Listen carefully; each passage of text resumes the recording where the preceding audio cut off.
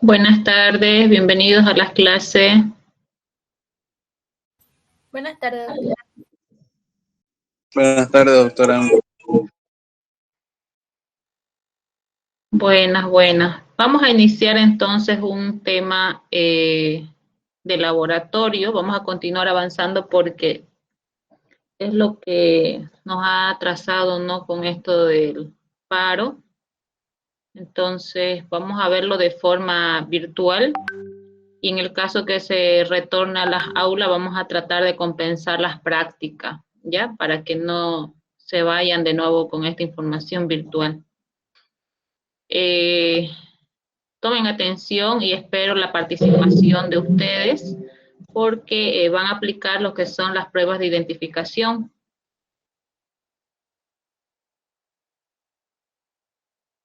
Estoy compartiendo y comenzamos con el GIF número 4. Titula Hisopados faringeos y secreciones bronquiales. Estas dos muestras están asociadas con sospecha de infecciones del tracto respiratorio. Y para saber determinar cuál es el agente causal de estas infecciones, lo primero que debemos saber diferenciar, ¿no? Las vías respiratorias superiores, quienes están en este grupo, y las vías respiratorias inferiores. En las superiores está lo que es la zona orofaringea, nasofaringea, está comprometido el oído medio, amígdalas, faringe, está también los senos paranasales. Entonces, si hay alguna infección, una inflamación a el nivel de esos órganos, entonces vamos a considerar que fuese una infección aguda, ¿no? De vías respiratorias altas. Pero ¿cuándo se considera de vías bajas? Cuando el pulmón ya está comprometido con la infección, ¿no? Hay manchas blancas de acuerdo a la tomografía o tal vez los síntomas y los signos nos conllevan a sospechar de que ya está, ¿no? El pulmón dañado. La población más afectada en este caso son los niños y los adultos, ¿no? La persona joven rápidamente pasa un cuadro gripal, máximo 2 semanas a 3, pónganlo, pero si se mantienen los síntomas, no hay mejoría, entonces ahí puede ser que no solamente un agente sea el causal, sino dos. Recuerden que el porcentaje de infecciones respiratorias causadas por virus está en un 80 al 90%. Y si ese cuadro se complica, las bacterias actúan como oportunistas y siguen, ¿no? O empeoran el cuadro respiratorio. Por lo tanto, vamos a agrupar los agentes patógenos que causan las infecciones respiratorias, tanto altas como bajas. ¿Cuáles son esas situaciones clínicas para antes pasar a los agentes causales? Está la rinitis, sinusitis, un resfriado común, catarro, la faringitis, ¿no? Amigdalitis, otitis, también está dentro de este grupo de resfrío. Los agentes causales virales serían la familia Rhinoviridae, están los adenovirus, el coronavirus, el virus sincitial respiratorio que se ha detectado ya en estos tiempos, ¿no? No solamente es el virus de la gripe común, sino el virus sincitial respiratorio. Es igual que un cuadro de resfrío común, ¿ya? Por lo tanto, los virus, el tratamiento para estos tipos de infecciones es de acuerdo a los síntomas, ¿no? Se da para la fiebre, para expectorantes, si es que es una tos productiva, eh, algún antigripal, ¿no? Vitaminas para activar el sistema inmune. Pasamos al grupo bacteriano. Este es de más importancia porque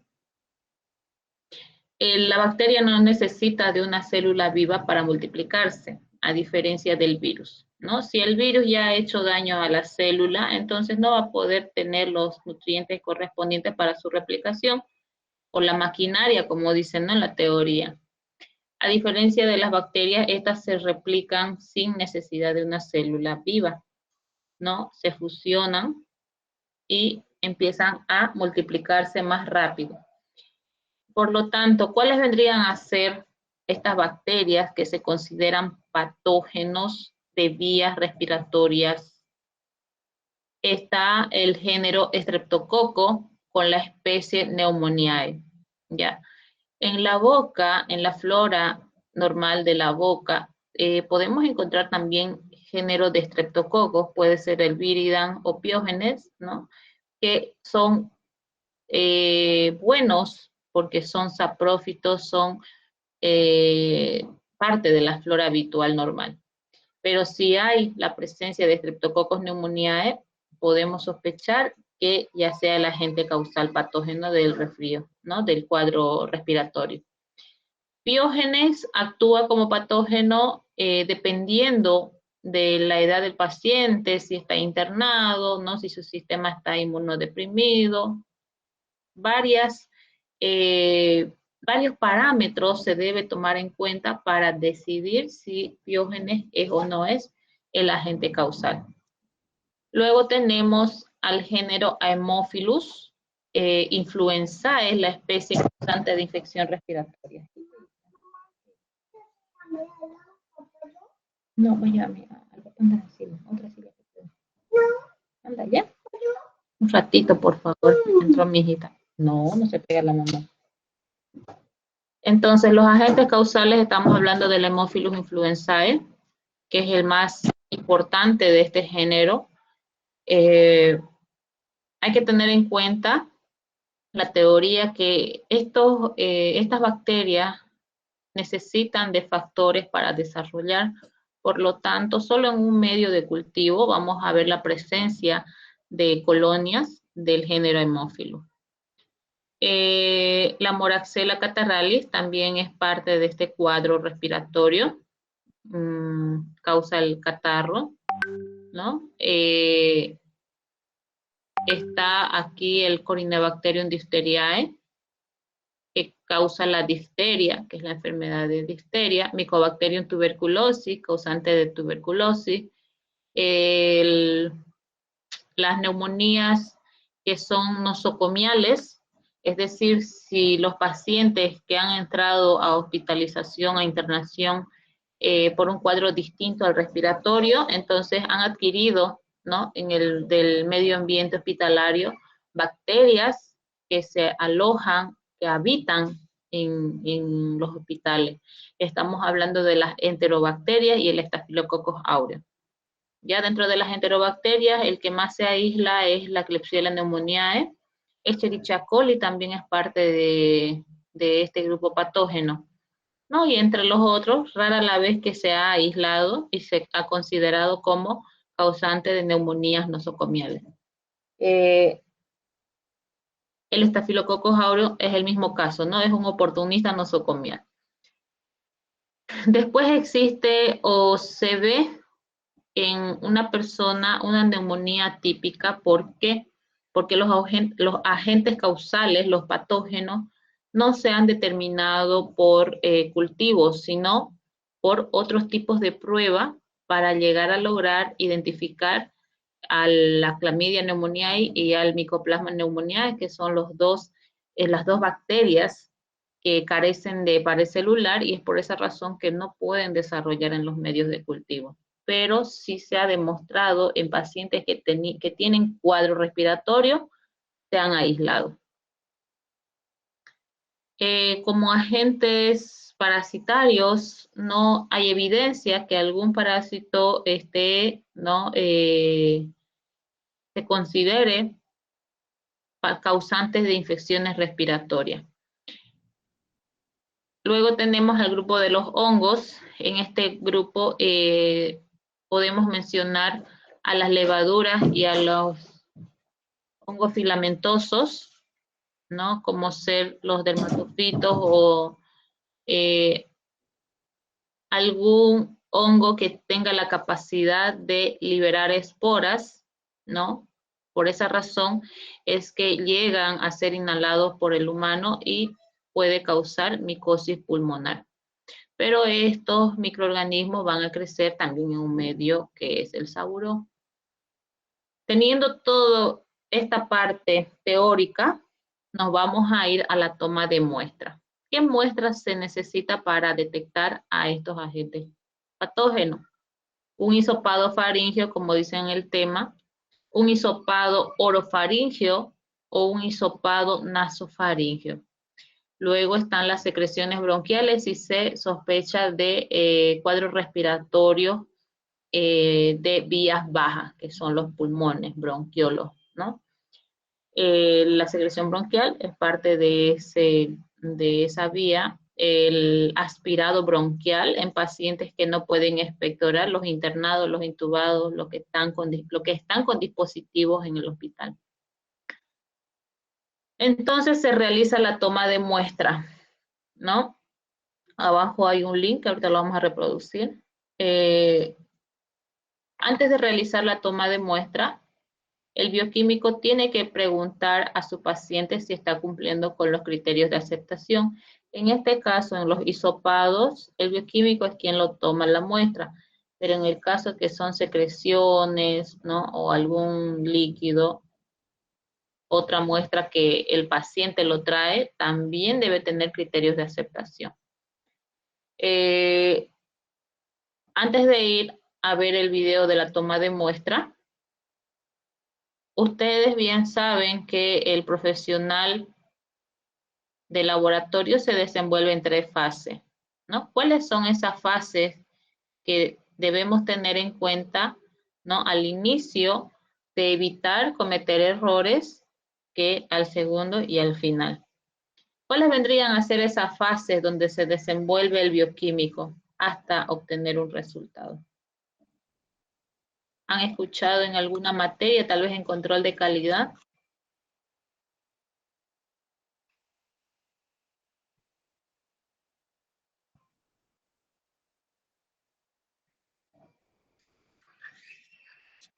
Hola, hola, hola, ¿están conmigo o estoy solita?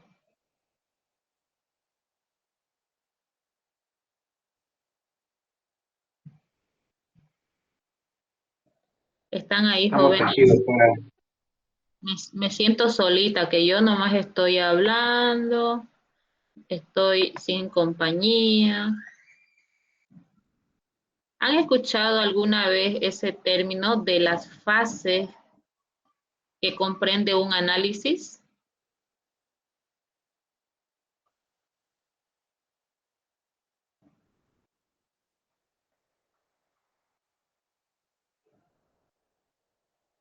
Doctora, en la fase preanalítica, analítica y la posanalítica. Muy ¿A eso bien, se refiere?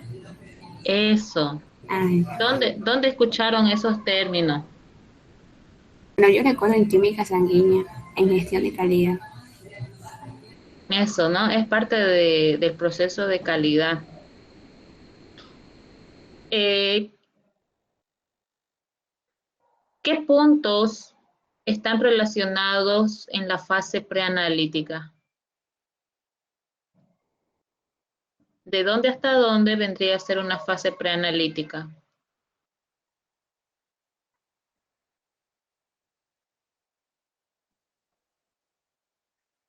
Se refiere al comportamiento que usted va a tener con el paciente del transporte de la muestra.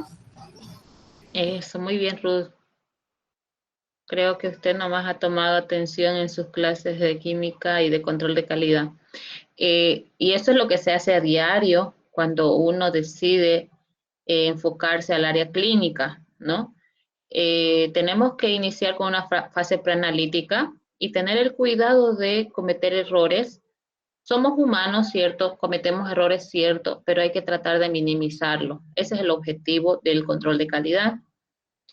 Eh, en esta fase involucra desde la recepción de los datos del paciente, hacer así como el médico hace una anamnesis, ¿no? Unas preguntas para sospechar de alguna enfermedad. En lo mismo tiene que hacer el bioquímico, no conformarse con lo que le escribe el médico, sino usted también tiene que hablar con su paciente, ¿no? Y algo tal vez que haya obviado con el médico, a ustedes les digan, y ese va a ser un punto a su favor para comparar, o bueno, para ayudar al diagnóstico. Entonces, aquí sería primero la recepción de los datos del paciente, ¿no? Junto con las preguntas características, si tiene dolor, cuántos días, qué ha estado tomando, entonces. Luego pasamos a los criterios de aceptación. Según su criterio de ustedes, a ver, voy a escuchar. El paciente llega con su orden y dice ahí, ¿no? Sospecha de, vamos a poner tuberculosis, que es el caso más común, ¿no? Tuberculosis. ¿Qué tipo de, o antes de la toma de muestra, porque saben que tienen que recolectar esputo, eso le decimos, ¿no? Recolecte su esputo en un frasco de boca ancha y tráigalo al laboratorio lo más antes posible, ¿no? La primera de la mañana tiene que recolectar y bueno, pero antes de recolectar, ¿qué criterios tenemos que avisar al paciente para no rechazar su muestra? Si estamos hablando de la zona orofaringia y parte de los pulmones. ¿Cuáles vendrían a ser esos criterios?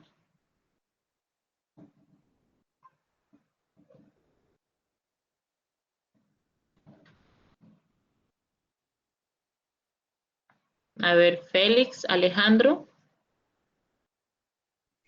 Doctora. ¿qué no debería hacer usted para recolectar un esputo? Ahí voy a preguntar así mejor. ¿Qué no debería hacer? Por ejemplo, no utilizar un frasco que no esté limpio, no específicamente estéril, sino que esté limpio. Utilizar ese frasco limpio para recolectar una muestra. O sea, ¿usted va a aceptar cualquier frasco que señale las características de limpio? ¿Aceptaría No esa muestra? estéril, no, o sea, no me refiero a que sea específicamente estéril, sino que esté, que sea que sea para el uso de eso, para tomar una muestra. Y luego también, que la muestra que yo vaya a llevar o que yo vaya a recibir no tenga día, no sea de un día para el otro. ¿Ya cómo se daría cuenta si no es una muestra fresca? ¿Cómo uno se Tal da vez cuenta? Por tal el vez por olor, el doctora. olor o los gases que forma el olor puede ser. Muestra de secreción bronquial. Ya, a ver. Gracias, Félix. Ilsen, Selma. Ilsen.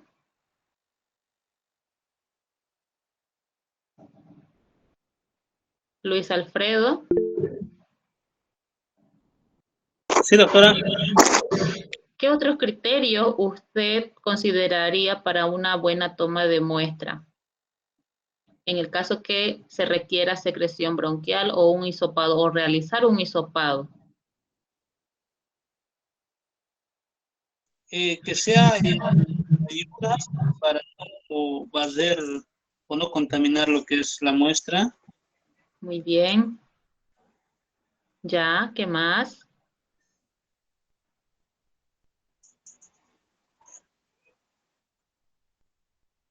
¿Qué más?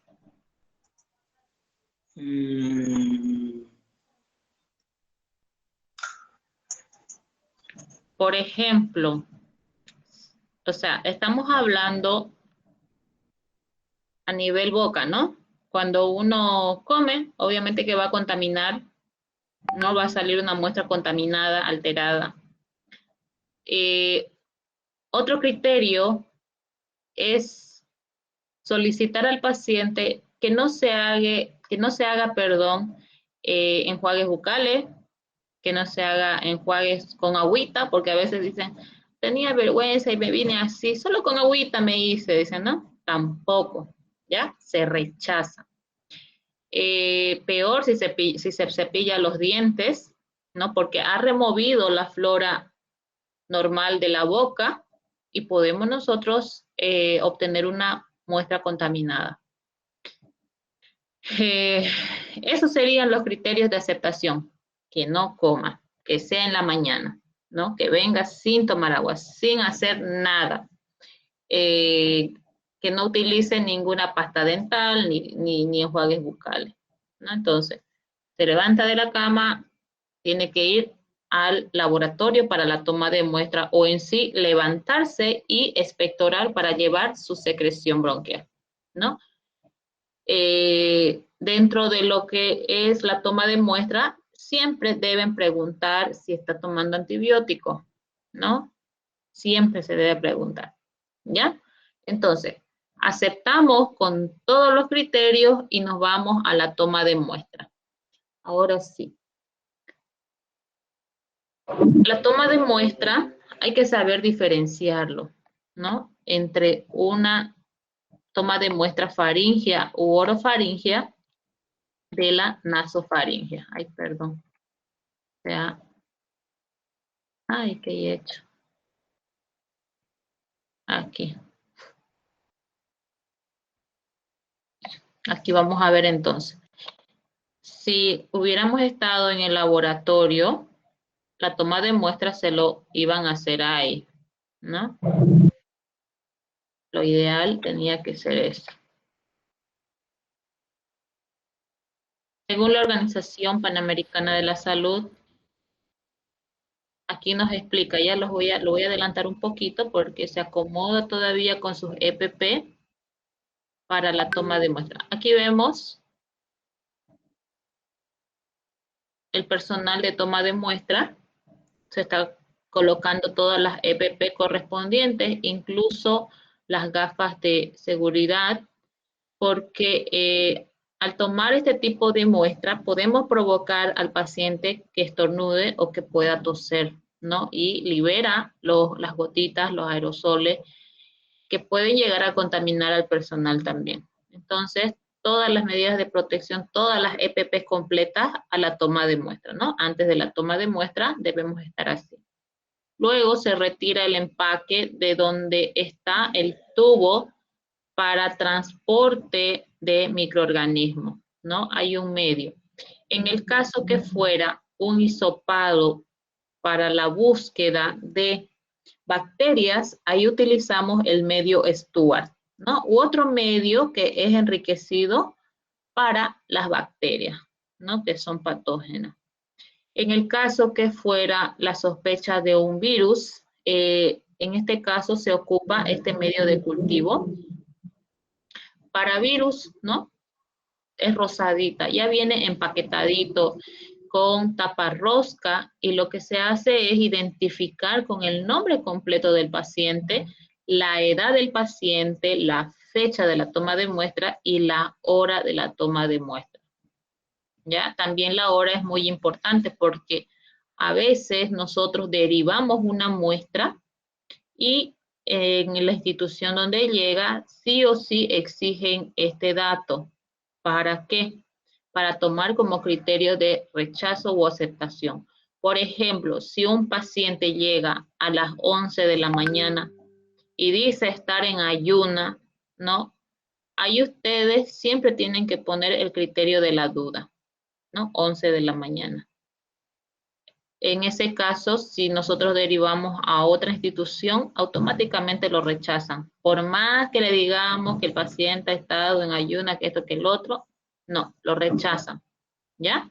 La hora de la toma de muestra es desde las 7 hasta las 9 de la mañana, máximo 10 en el caso que sea otras muestras que no requieren ayuna, ¿no? Entonces solicitamos al paciente que se siente, le entregamos un pañuelo para que libere la secreción nasal posible que está en los conductos, ¿no? Y permita el ingreso del hisopo. Entonces, se prepara el paciente y se inclina hacia atrás. Mejor si está una pared o algo que pueda apoyar, ¿no? Y sentirse cómodo el paciente. Se retira el hisopo estéril. En este caso, el hisopo de Dacron o de nylon son ideales, pero el de algodón tiene muchas desventajas. Aquí en Bolivia hay el de Dacron, pero para las muestras bacteriológicas seguimos ocupando el de algodón, ya con normalidad. Ya, anda, hijita, estoy pasando clase. Anda, hijita. Un ratito, por favor.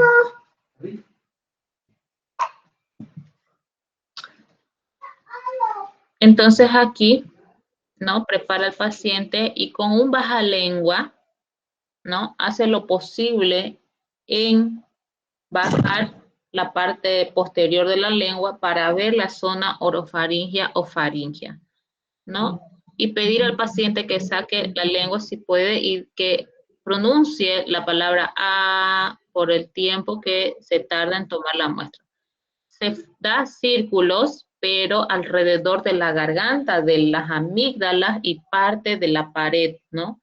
Entonces, se hace ese tipo de movimiento y se saca para introducir al medio de transporte.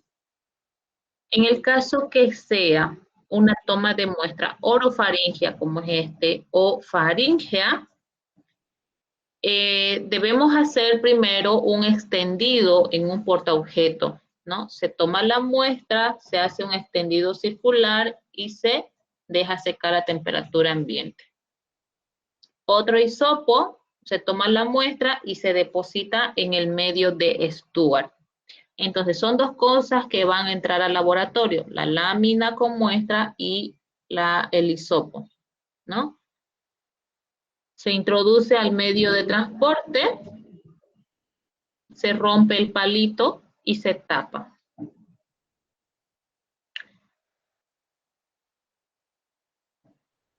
Ahí se tapa. Ahora va a ser una toma de muestra nasofaríngea, ¿no? ¿Por dónde se va a introducir el hisopo? Por la nariz, llegando al conducto nasofaríngeo, ¿no? Ahí. ¿Cómo van a garantizar esta toma de muestra?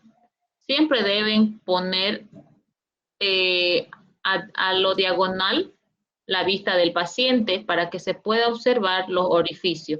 Si no están seguros a la toma de muestra, lo ideal ahí es levantar, ¿no? Porque hay veces que las narices de los pacientes no son igual unos con otros. A veces hay tabiques desviados, o sea, no está el conducto recto, sino que hay que hacer un movimiento para introducir el hisopo. En ese caso, entonces usted debe primero verificar que esté recto el conducto para tener más seguridad en la introducción del hisopo y para no lastimar, ¿no? Para no hacerse para no forzar el ingreso del hisopo. Entonces, si ven que está el conducto recto, porque claramente se ve cuando hay tabique desviado, ¿no? En ese caso del tabique desviado, se hace un movimiento, ¿no? Hasta encontrar el orificio e introducir. En ahí yo creo que es más doloroso, ¿no? Cuando hay tabique desviado. Entonces aquí el paciente llega a fruncir, miren. Eso quiere decir que está en el conducto correcto, ¿no? Ha ingresado a la zona nasofaríngea. Se hace un giro y se retira, no rápido, lento, ¿no? Para evitar lastimar al paciente. En este caso igual se retira, se corta el palito y se tapa. ¿Cuándo ustedes también van a garantizar una buena toma de muestra? En este caso, el paciente, ¿no? Al estar el hisopo dentro del conducto, el paciente lagrimea, ¿ya? O se vuelve, ¿no? Así como ojos llorositos, porque hay esa sensación de escozor, ardor, picazón. Entonces es una reacción como alérgica, ¿no? Y al estar presente entonces el hisopo adentro produce esa sensación y hay un lagrimeo, ¿no? Por el ardor. Entonces, cuando hay esa sensación, se observa en el paciente de esa sensación, es que hemos garantizado una buena toma de muestra. Una vez introducido, se lleva al laboratorio.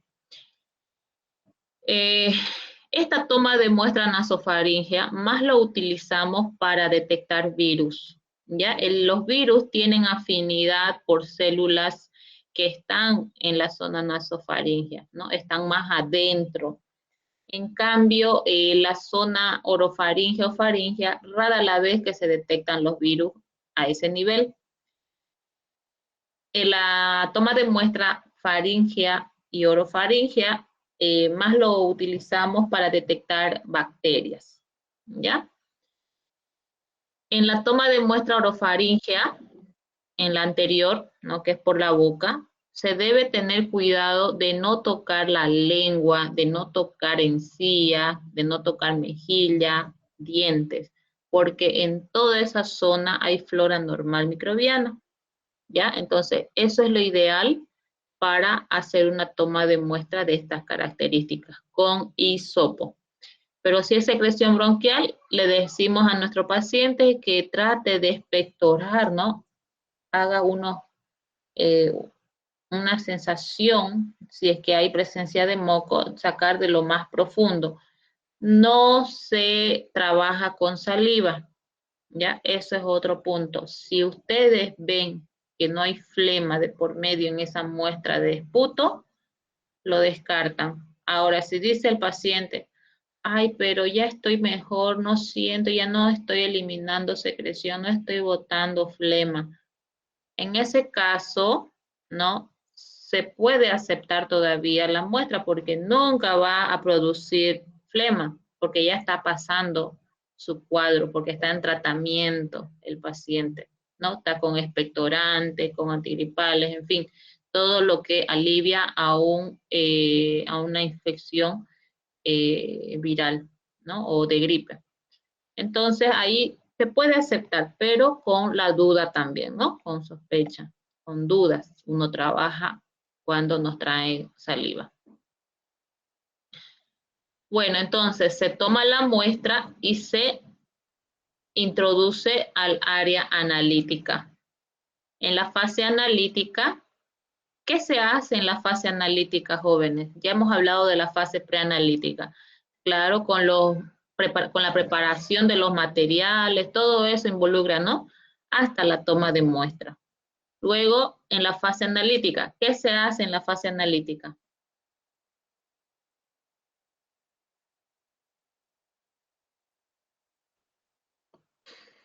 Hola, hola.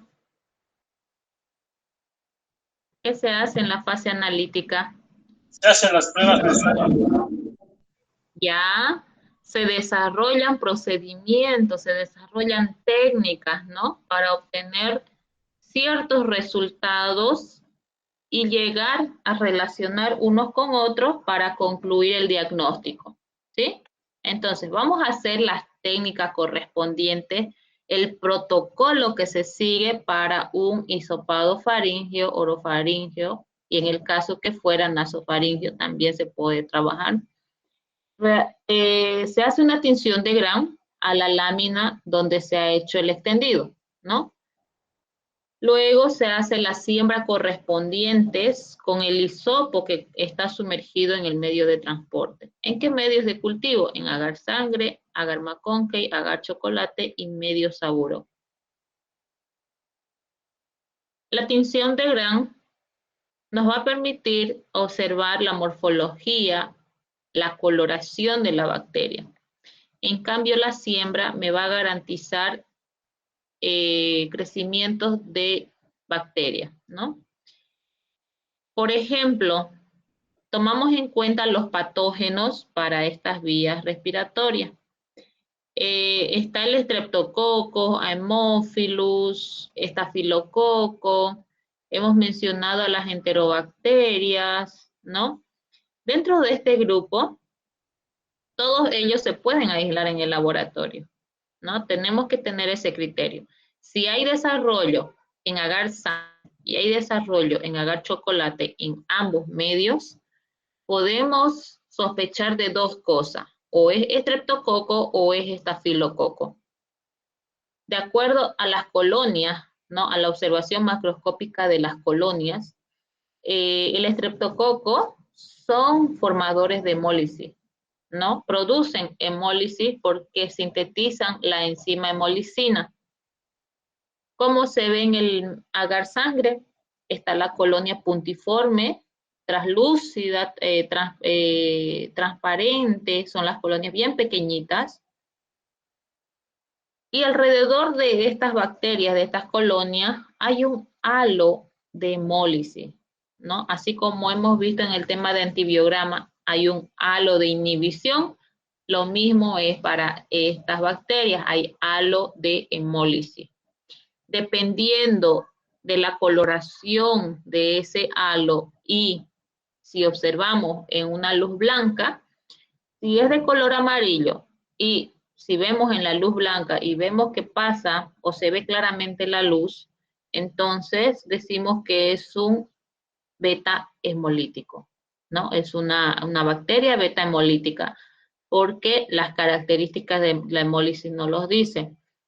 En este caso, ¿de quién se sospecha? ¿Qué grupo de estreptococos producen este tipo de hemólisis? El Streptococcus pyogenes y el Streptococcus agalactiae, ¿no? Esos dos. Yo me estoy basando según la teoría, según los estudios que ya han hecho, ¿no? De otros pacientes y han comprobado con cepas ATCC, o sea, son cepas que nos garantizan cómo se tiene que ver el fenómeno de hemólisis para un beta hemolítico, ¿no? En el caso que fuera el Streptococcus pneumoniae, ahí nosotros percibimos una hemólisis de color verdosa y cuando lo vemos en el microscopio se observa opalescente, ¿no? No se observa así con gran nitidez el paso de la luz. Entonces ahí sería un alfa hemolítico. ¿Y quién está en este grupo de los alfa hemolíticos? El Streptococcus pneumoniae. Esta misma colonia van a crecer en agar chocolate, pero aquí no se detecta la hemólisis, ¿ya? Por lo tanto, ¿cómo hacemos nosotros para identificar a la especie?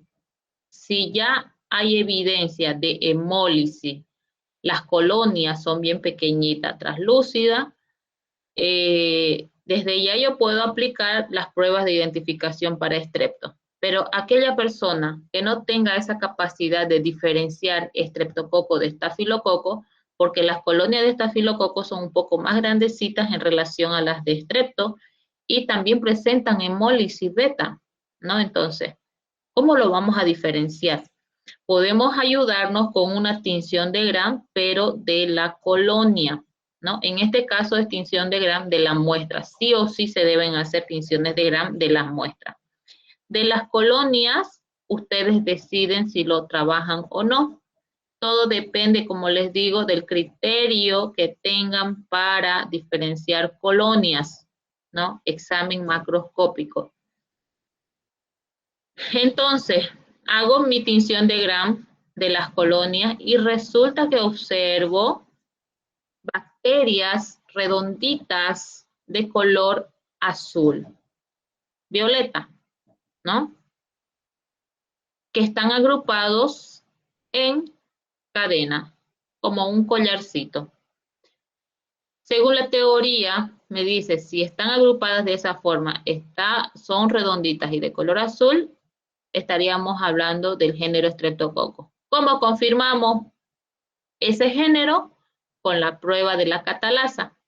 La prueba de la catalasa lo hacemos del agar chocolate, que son las mismas bacterias en ambos casos, y nos sale negativo, ¿no? Entonces ya con eso confirmamos que sí o sí es el estreptococo, pero no sabemos si es Piógenes, Agalactiae, Pneumoniae, Viridans, o tal vez Enterococo, que es parte de este grupo. Aquí ya tenemos que aplicar otras pruebas para saber la especie. ¿Cuáles vendrían a ser esas pruebas de identificación para estreptococo?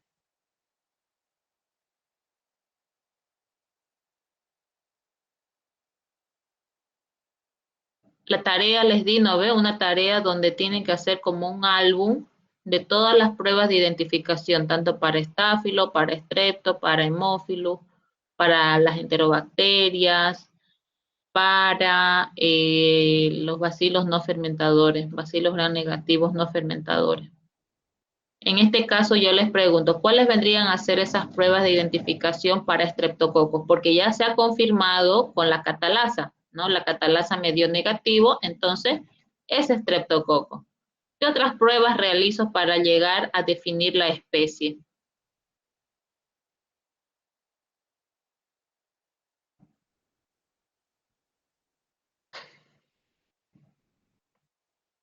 A ver, vamos a seguir nombrando, si no, no están tomando atención y es en vano lo que estoy hablando. ¿Dónde está? Dalcy Rubí.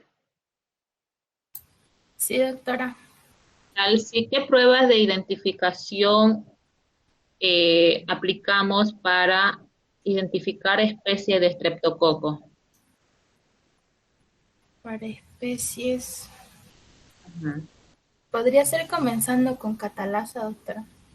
Ya hemos dicho que no están tomando atención.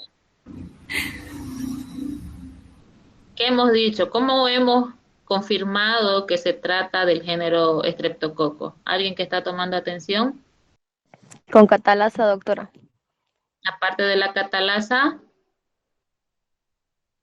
¿qué otra técnica aplicamos? Tinción de Gram.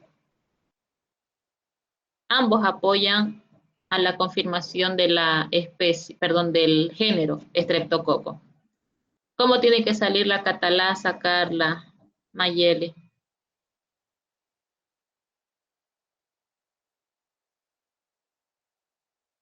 Como les dije, ¿qué resultado debe ser?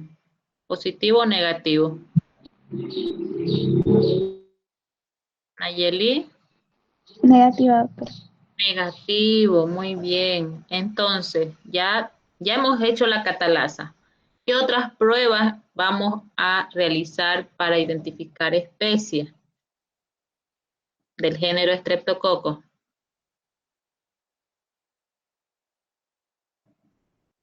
Bacitracina, doctora. Eso, bacitracina, optoquina, prueba de CAM, la prueba de PIR, tal vez bilis esculina de por medio. Todas esas pruebitas me ayudan a identificar especies, ¿ya? Si lo han hecho su álbum o lo están haciendo, ahí se van a dar cuenta. Les dice, como parte del fundamento, les dice para qué bacteria se usa esa prueba, ¿no? Sigamos entonces. En el caso que se sospeche, por ejemplo, estafilococo, igual va a haber crecimiento en ambos medios. Se va a evidenciar la hemólisis, pero las colonias ya son más grandes, más opacas, medio amarillentitas. Entonces ahí sospecho, según ¿no? las características de las colonias, que sea estafilococo. ¿Cómo confirmo al género? Haciendo una tinción de Gram del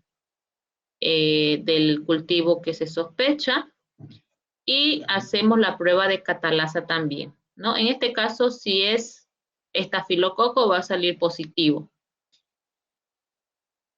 ¿Qué pruebas apoyo a la identificación? ¿Qué otras pruebas voy a hacer para llegar a la especie del estafilococo? Recuerden que en el estafilococo hay Aureus, epidermidis y saprofíticos, los más relevantes del género. Aureus, epidermidis y saprofíticos. ¿Qué pruebas de identificación entonces voy a aplicar para ver de quién se trata?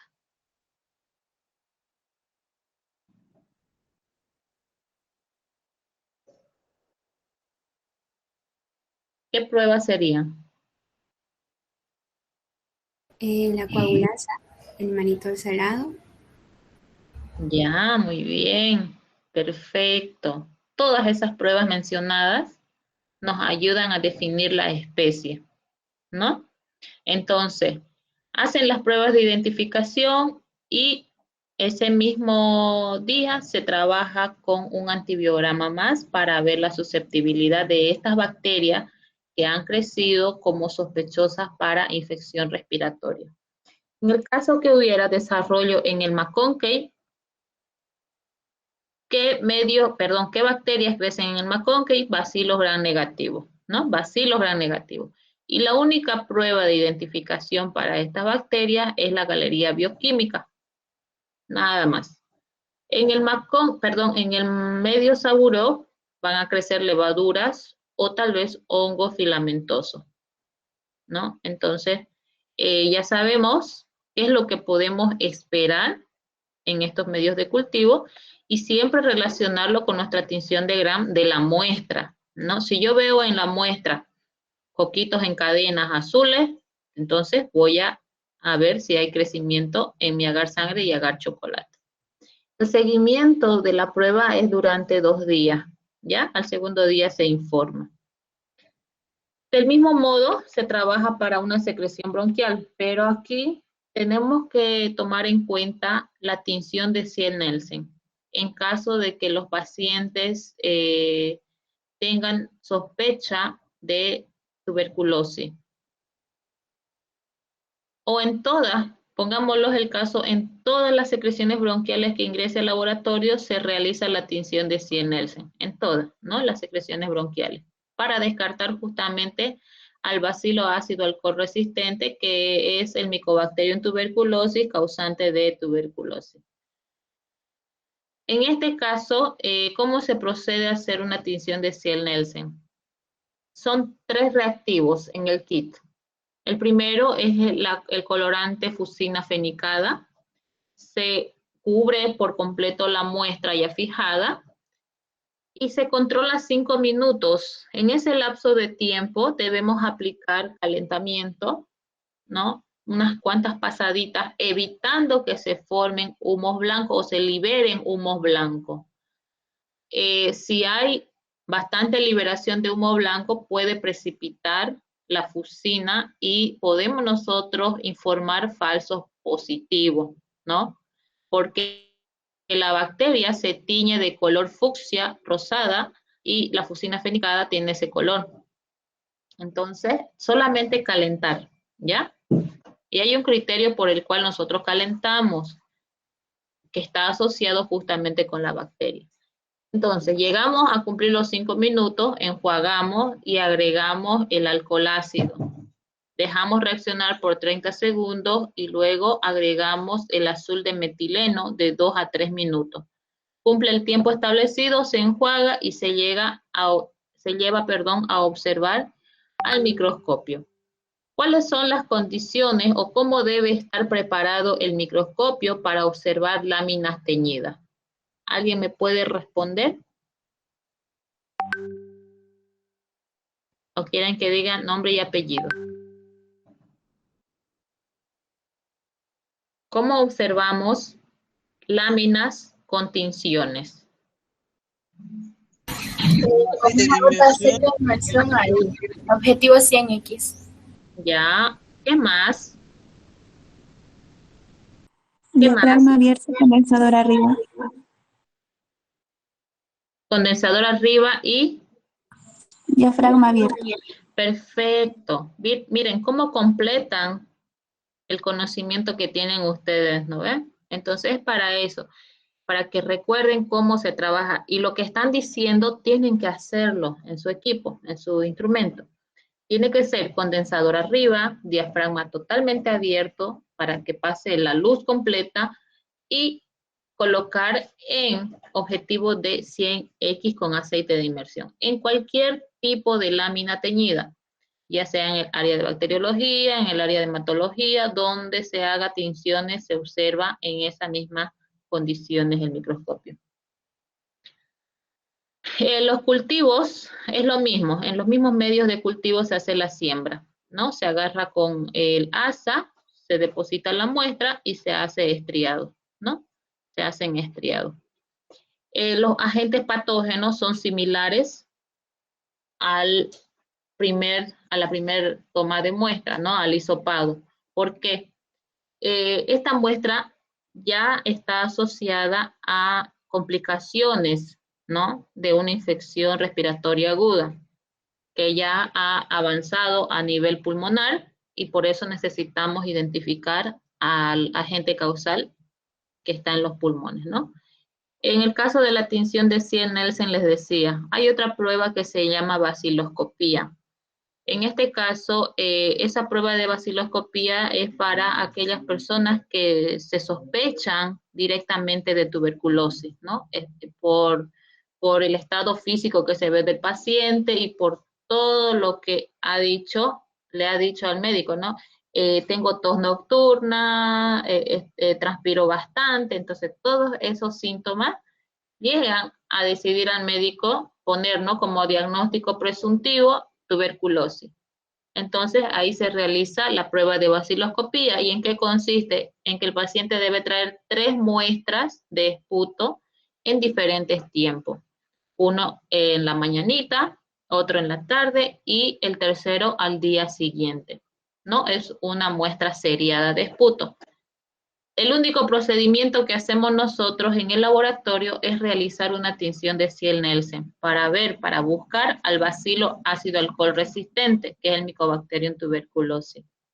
En algunas instituciones ya cuentan con el medio específico para identificar al Mycobacterium tuberculosis, ¿ya? Entonces, es de este modo que se trabaja con las secreciones bronquiales, con las muestras de esputo. Para que ustedes sepan interpretar los resultados obtenidos, ¿no? De todas las técnicas que se ejecutan, yo les voy a poner tal vez una imagen, ¿no? De una tinción de Gram, una imagen de una tinción de Ziel-Nielsen, los cultivos, los posibles desarrollos microbianos asociados a sus pruebas de identificación, para que me den una conclusión en sí, ¿ya? De tanto la muestra de hisopado faríngeo como de secreción bronquial. Entonces, en la conclusión van a haber dos conclusiones, ¿no? 2 resultados concluidos. Y finalmente van a resolver el cuestionario que apoya al tema, ¿no? Con información que tal vez no lo he tomado en cuenta en la presentación, pero sí aquí pregunta lo esencial con el tema. Y hasta aquí cumplimos con la presentación del GIF número 4. ¿Tienen alguna pregunta, alguna curiosidad? Tal vez han vivido en sus familiares, ¿no? Han compartido tal vez alguna situación de este tipo de infección con algún familiar.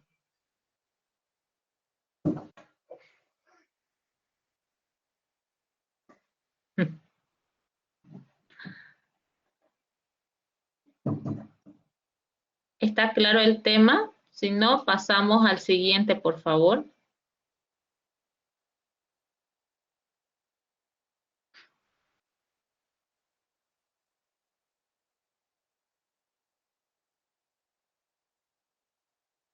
Bien, no hay preguntas. Pasamos al siguiente. El GIF número 5 titula líquido cefalorraquídeo. Es un líquido biológico. Un ratito, por favor, aquí. Es un líquido biológico que se considera como líquidos de punción, ¿no? Está dentro de este grupo. Dentro del fundamento, resaltamos que es un líquido biológico que no contiene flora microbiana normal, es estéril, está circulando en una zona estéril, ¿no? ¿Dónde circula? En la médula espinal, recubriendo la parte del cerebro. Si hay alguna alteración, esto se evidencia tal vez por unas tomografías, ¿no? Donde hay aumento de líquido, o tal vez según los síntomas que presente el paciente: intolerancia a la luz, migraña, dolor de cabeza, fiebre, o sea, no hay concordancia entre los movimientos, ¿no?, motoras. Entonces, el médico solicita una toma de muestra del líquido cefalorraquídeo, porque sospecha que sea meningitis, puede sospechar que sea encefalitis, puede sospechar que sea una meningitis tuberculosa, extrapulmonar, una neurosífilis o alguna infección que esté relacionado con el sistema nervioso central. ¿Ya? El síndrome de Guillain-Barré también está dentro de este grupo de diagnóstico, ¿no? Los agentes causales.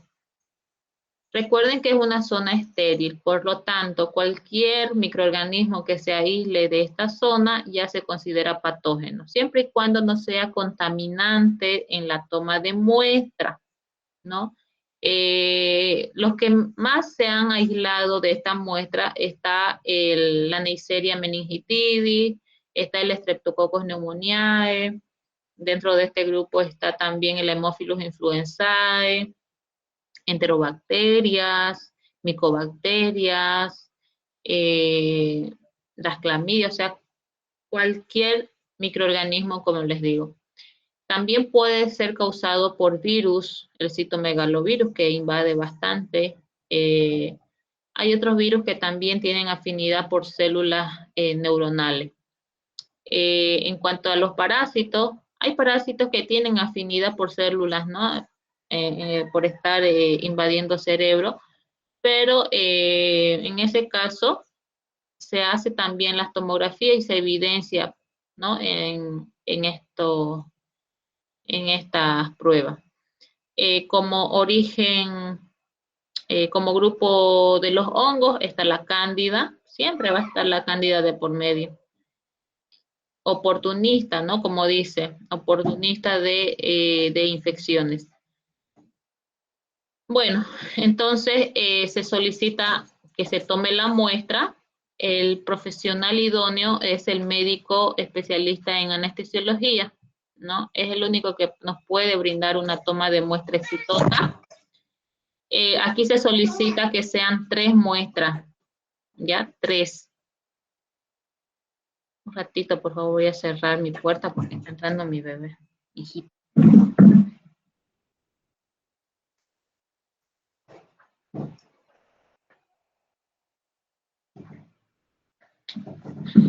Aquí entonces le decimos, ¿no?, al médico que tome 3 muestras, que lo tape y lo lleve de inmediato al laboratorio, porque la única condición de aceptación es que esté dentro de las 2 horas desde el inicio de la toma de muestra.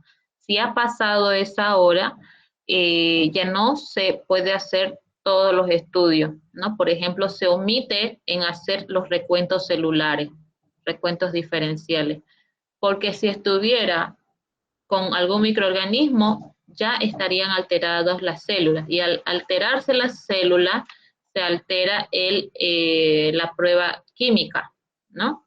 O sea, va en cadena todo esto. Por lo tanto, la única condición en este caso es que esté dentro de las 2 horas que se haya iniciado la toma de muestra. ¿Eso qué quiere decir? Que no lo pueden rechazar por completo la muestra, sí lo deben trabajar en lo que se pueda, ¿no? Porque son tomas de muestras bien traumáticas. No se toma de forma rutinaria como una punción venosa, por ejemplo, no, en este caso tiene, ¿no?, su riesgo. Ingresa al laboratorio y lo que hacemos nosotros es tomar una muestra, un vial, para ver, ¿no?, el aspecto, el color y el coágulo, ¿no? Es un examen macroscópico. Aquí se puede notar la formación del coágulo. Entonces, aquí ponemos presente. Aspecto, voy a tomar el ejemplo de aquí. El aspecto turbio, ¿no? El líquido turbio se ve. Opalescente, traslúcido, límpido, ¿no? El aspecto ustedes pueden colocar eso, a lo que vea su ojo. El color en este caso es un rojizo. Hay color café, color amarillo, color blanco. En el examen citológico, esto se realiza en el área de hematología. Se hace un recuento celular total de los leucocitos, ¿no? Y el procedimiento para hacer este recuento celular es idéntico al que hacemos con sangre. Utilizamos líquido de Tur, mezclamos 20 microlitros de líquido cefalorraquídeo con 380 microlitros de líquido de Tur. Se mezcla en un tubo de ensayo, se deja reaccionar 2 a 3 minutos y luego se carga en cámara de Neubauer. Se lleva al microscopio para hacer el recuento. Las células contadas se multiplica por 2.2 y esa es la cantidad reportada. El recuento diferencial se hace un extendido, ¿no? Para hacer una tinción de Giemsa. Gracias a esta tinción vamos a poder diferenciar los polimorfos nucleares de los mononucleares. Si hay predominio de los polimorfos nucleares, lo inclinamos a una infección bacteriana. Pero si hay predominio de mononucleares, inclinamos a una infección de origen viral. Luego pasa al área de química sanguínea, donde se cuantifica, ¿no?, la cantidad de glucosa, la presencia de proteínas. Aquí también me faltó mencionar la lactato deshidrogenasa y la reacción de Pandy. Estos parámetros se realizan ocupando el método de espectrofotometría, un método colorimétrico, que con el espectrofotómetro se va a poder medir la intensidad de ese color, ¿no? Para llegar a la concentración numérica que hay en la glucosa y en las proteínas. La reacción de Pandy es un método cualitativo, solamente nos dice la presencia de proteínas y en qué grado, si es positivo una cruz, 2 cruces o 3 cruces.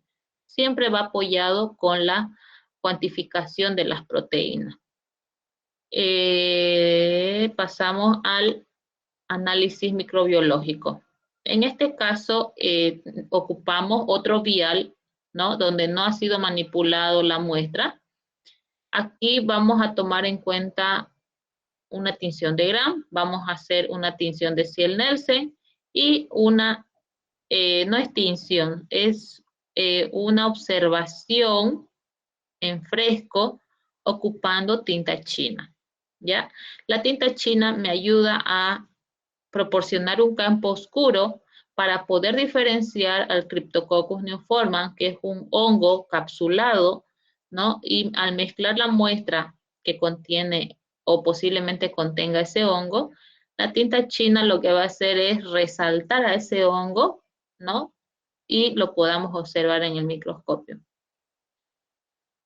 En el caso de la siembra se debe hacer en agar sangre, maconque, agar chocolate y medio saburó. Aquí yo debo ocupar el caldo de BHI. Es otro medio de cultivo líquido que me va a permitir recuperar, ¿no?, los posibles patógenos que estén en la muestra. Entonces el caldo BHI, imagínense que ese caldo BHI es de color, bueno, tiene el aspecto como el aceite, o sea, su colorcito, su, su aspecto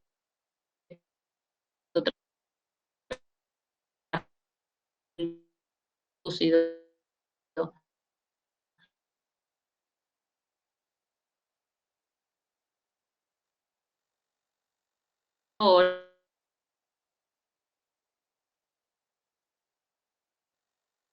A este aspecto, ¿no? Y hacer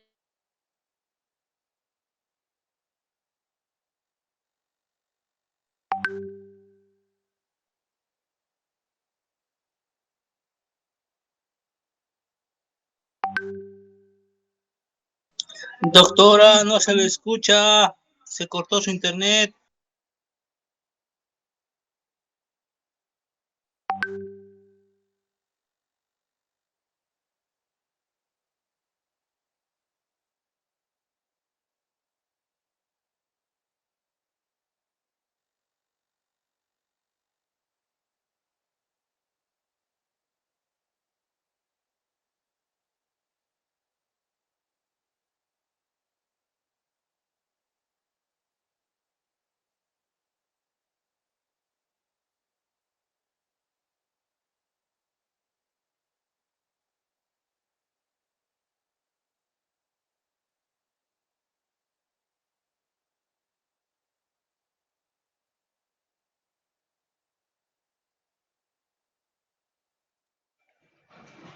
Hola, hola.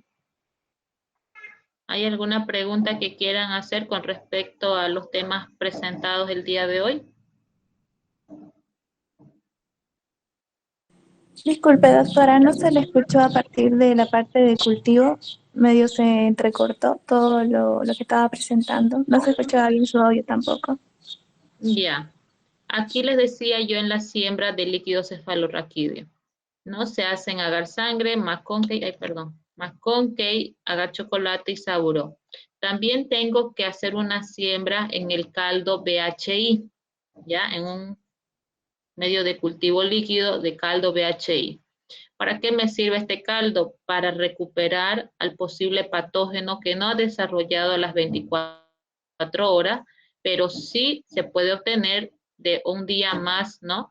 Hacer la resiembra de ese caldo en agar, en los 3 medios de cultivo y llegar a un resultado hasta las 78 horas de incubación. Es decir, 3 días tenemos que hacer el análisis de estos líquidos. Ya, entonces no se olviden, el caldo BHI me ayuda a recuperar posibles patógenos, sea cual sea. Entonces, se siembra, ¿no? Llega la muestra, hacemos una siembra en estos medios que está aquí en la pantalla, junto al caldo BHI. Al día siguiente, si se ve opalescencia en el caldo BHI, ¿cómo es opalescente o turbio? De este aspecto, que no hay un paso de la luz, ¿no? Está opaco. Entonces se hace una resiembra, se vuelve a sembrar en agar McConkey, sangre y chocolate. Se vuelve a incubar. Doctora, Sí. disculpe, no está presentando pantalla.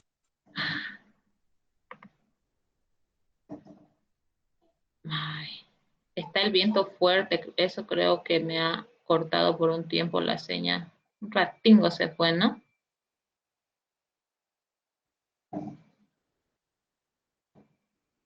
Ahora sí.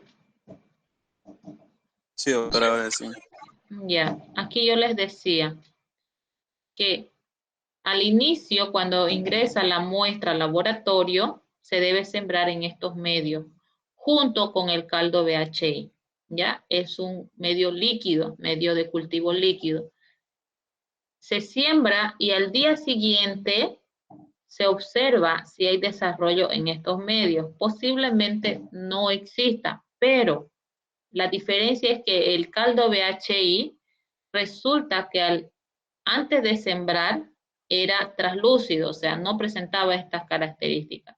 Y al día siguiente ya se ve opaco, opalescente o turbio.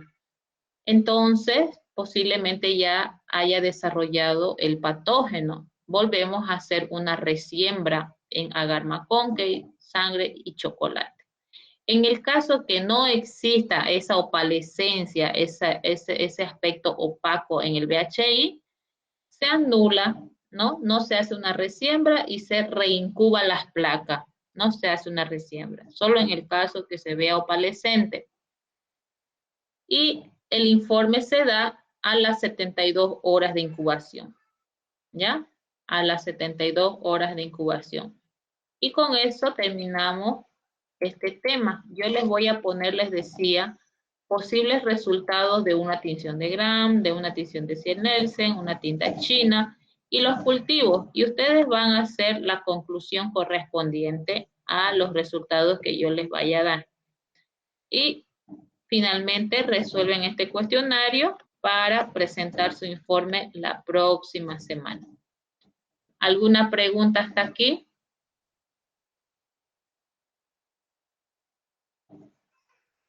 Doctora, sobre la resiembra, tiene que, o sea, la resiembra va a ser en el mismo agar o en otro agar nuevo.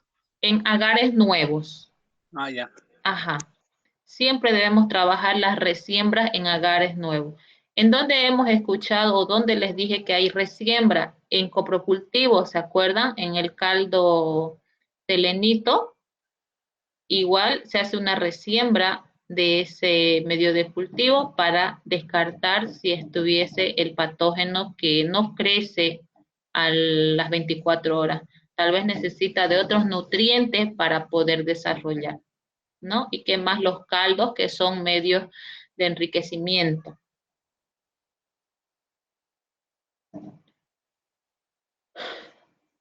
Bien, ¿alguna otra pregunta que tengan? Doctora, entonces, Adelante.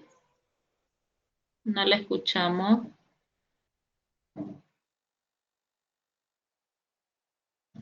doctora, entonces el DIP 4 y el DIP 5 se va a presentar para la próxima clase. Sí.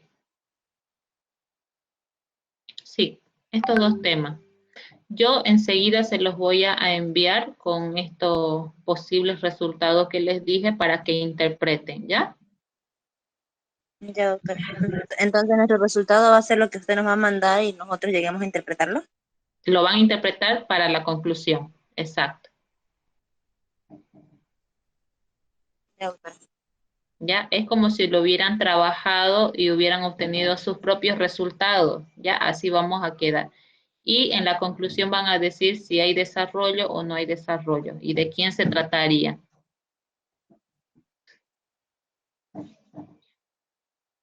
Bien, entonces, eso sería todo por hoy.